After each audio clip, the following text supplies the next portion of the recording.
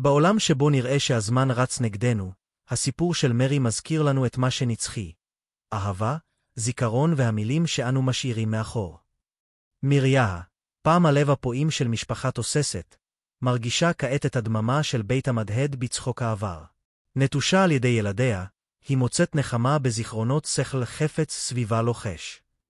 אבל מריה היא לא אחת שנכנעת לשכחה. באותה עוצמה שיצרה דורות, היא מחליטה להשאיר מסר מיוחד, צוואה שהיא יותר מסחורה ורכוש. היום מגיע. הרצון מתגלה. מילים שהן כמו מראה, המשקפות לא רק חיים, אלא גם את הבחירות של הסובבים אותם. מריה יושבת ליד שולחן המהגוני, עת רועד בידיה המקומטות. הנייר שלפניה הוא פורטל מעבר לזיכרונות שמקיימים אותה במשך עשרות שנים. היא עוצמת עיניים ונזכרת בריח עוגת התפוחים שאפתה לילדיה כשהיו ילדים. הצחוק מהדהד במוחו, אבל עכשיו הם רק עדים רחוקים. האט מחליק על הנייר, עוקב אחר אותיות הנושאות את משקל החיים. מריה לא רק כותבת, היא תופרת שברי נשמתה לכל מילה. כל שורה היא הנחה, בקשת סליחה, הצהרת אהבה. היא יודעת שהמילים האלה יקראו על ידי עיניים רעבות לתשובות. ילדיה של מריה, כיום מבוגרים עסוקים בחייהם, מתאספים בסלון. עורך הדין, גבר בחליפה מחמירה, מחזיק את המעטפה הסגורה עם שמה של מריה. השקט כמעט מורגש. עיניים נפגשות, וכולם תוהים מה כתוב שם. מורשת של אמא, סבתא, אישה שידעה שמחה וכאב. עורך הדין שובר את החותם ומתחיל לקרוא. המילים זורמות כמו נהר עתיק, נושאות סודות, חרטות ואהבה. מריה חושף ציפורים שמעולם לא שיתפה בקול רם, רגעים שעיצבו את קיומה. היא מספרת על היום שבו עזב בעלה, על הלילות שבהם בכתה בשתיקה, על החלומות שנטשה כדי לגדל את ילדיה. הילדים מקשיבים בתשומת לב. לחלקם יש דמעות בעיניים, אחרים, קמטים של הפתעה. מריה לא שופטת אותם. היא יודעת שכל אחד עשה בחירות על סמך המאבקים שלו. היא סולחת להם על שעזבו, אבל גם מאתגרת אותם לחשוב על מה שחשוב באמת. מראה המילים מגלה אמיתות לא נוחות, אבל גם אפשרות לריפוי. מריה מסכמת את צוואתה במשפט פשוט אך עמוק. יקירי, החיים הם הרעים, אבל האהבה היא נצחית. יהי רצון שהמילים הללו יהיו מגדלור במסעותיך. אל תשכח לאהוב, לסלוח ולהשאיר סימנים משלך בעולם. הילדים מחבקים זה את זה, נרגשים. הם מבינים שהמורשת האמיתית של מריה היא לא ברהיטים העתיקים או בתכשיטים שמורים בכספת. המסר הזה, שנכתב באהבה ובאומץ, הוא שילב אותם לשארית חייהם.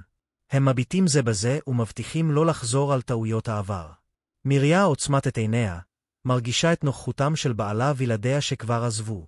היא מחייכת, יודעת שקולה יהדהד לאורך הדורות. הבית, שהיה פעם שקט, נראה כעת רוטט מסייפורים שלא סופרו. מריה נשענת לאחור בכיסא, מרוצה. היא הגשימה את מטרתה. השמש שוקעתה בחוץ, צובעת את השמיים בגוונים זהובים. מריה סוגרת את המחברת וקמה. היא ניגשת אל החלון ומסתכלת אל האופק. אהבה, זיכרון ומילים שזורים זה בזה, ויוצרים רשת בלתי נראית המחברת את כולנו. מריה נשענת לאחור בכיסא, מרוצה. זה הגשים את מטרתו, אבל יש עוד מה לעשות. הילדים מתקרבים, נוגעים בידו המקומטת. אמא, למה עשית את זה? הם שואלים. מריה מחייכת, מביטה בכל אחד מהם. יקירים שלי, אומרת מריה בקול רך, החיים שלנו הם כמו דפים בספר. כל בחירה, כל מילה כתובה משאירה חותם בלמחה. לא רציתי שתירש. רק מוצרים חומריים. רציתי שיהיה להם משהו עמוק יותר, משהו שיזכיר להם מי אנחנו ומה באמת חשוב. הילדים מביטים זה בזה, סופגים את דבריה של מריה. היא ממשיכה, יש לך מסעות משלך לפניך. אל תעשה את אותן טעויות שאני עשיתי. תאהב, תסלח, ואל תפסיק לספר את הסיפורים שלך. העולם צריך אותם.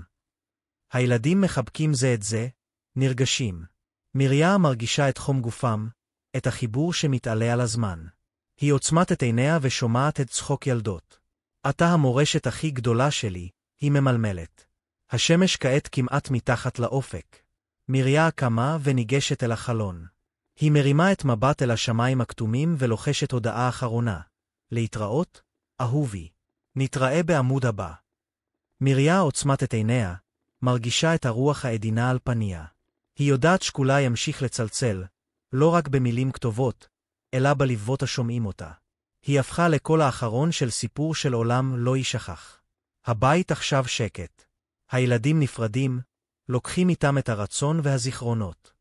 מריה נשכבת על המיטה, מביטה בתקרה. היא עוצמת עיניים ומחייכת. אהבה, זיכרון ומילים עוטפים אותה כמו חיבוק רך. היא נכנעת לשינה, בידיעה שהסיפור שלה ימשיך להדהד, לנצח. אם אתם נהנים מהתוכן, אל תשכחו להירשם לערוץ ולהפעיל את הפעמון כדי לקבל התראות בכל פעם שאנחנו מפרסמים משהו חדש. כמו כן, השאירו לייק עם אהבתם את הסרטון ושתפו אותו עם חבריכם. וכמובן, אנחנו אוהבים לקרוא תגובות, אז אל תשכחו להשאיר את שלכם. בואו נבנה את הקהילה הזו ביחד.